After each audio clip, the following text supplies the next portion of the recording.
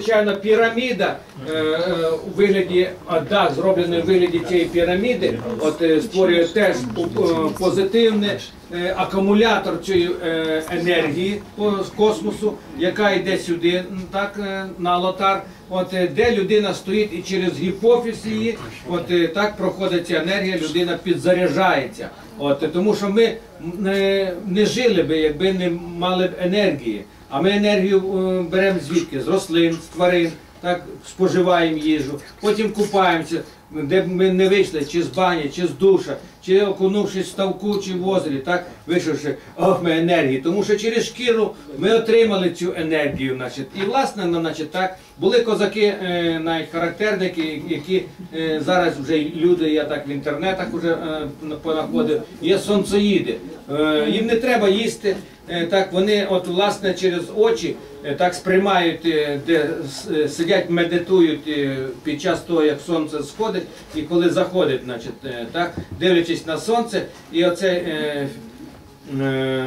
енергію сонця, так як рослина бере, фітосинтез виходить, да, і власне, значить, їй не треба їсти. Хоча всі органи нормально працюють, нічого там не всихається, нормально обмін речовин проходить і так далі. Ну це лише деякі, а так нам треба їсти, нам треба пити, нам треба, звичайно, купати. І коли заходять в церкву, теж ми отримуємо цю позитивну енергію, і власне якось відбувається і наше покращення здоров'я, організму і так далі. Це ті, хто хоче отримати, так, мати це. Якщо ви не хочете отримати енергію, чи позитивну, чи негативну, наприклад, то ви схрестили руки, а ще краще схрестили ноги, і ви як там лялечка в коконі, так сидите, ніяка енергія у вас вже не проб'є.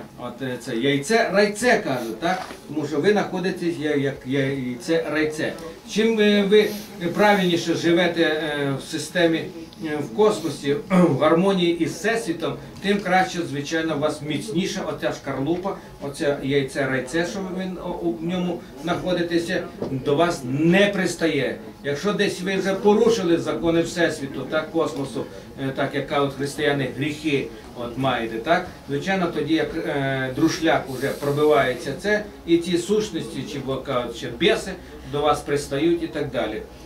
В системі характерного козацтва є методики, які чистять людей енергетично. До мене приїжджають, привозять дітей, і так приходять дорослі, де мені доводиться їх теж чистити свічою, чистити, викачувати яйцем. Тому що яйце має таку властивість 3 дні, якщо це свіже і куряче, де курочка домашня з півником там ходять, вони пощіпують травичку, так? 3 дні, не довше, значить, то яйцем викачуються, ловляться ці сущності, розвивається там, і видно відразу, значить, на яйці, на воді, коли розбите яєчко падає, оці, значить, прямо чорні такі крапельки. А така людина щось водить, щось крутить, людина нервова, депресія, значить, настає, значить, і так далі. Буває, значить, йде до суїциду і так далі.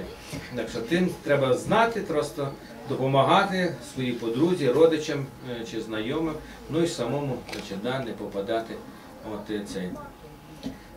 А жити спішити треба, кохати спішити треба. Бо ти на землі людина, і хочеш того чи ні, руки в тебе єдині, очі в тебе єдині, думки твої одні. Бо завтра тебе не буде, завтра по цій землі інші ходитимуть люди, інші кохатимуть люди, добрі, ласкаві, злі.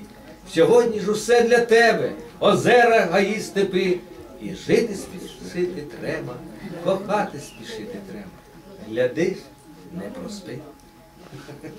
Згода? Згода. Все, на цьому наша екскурсія закінчується.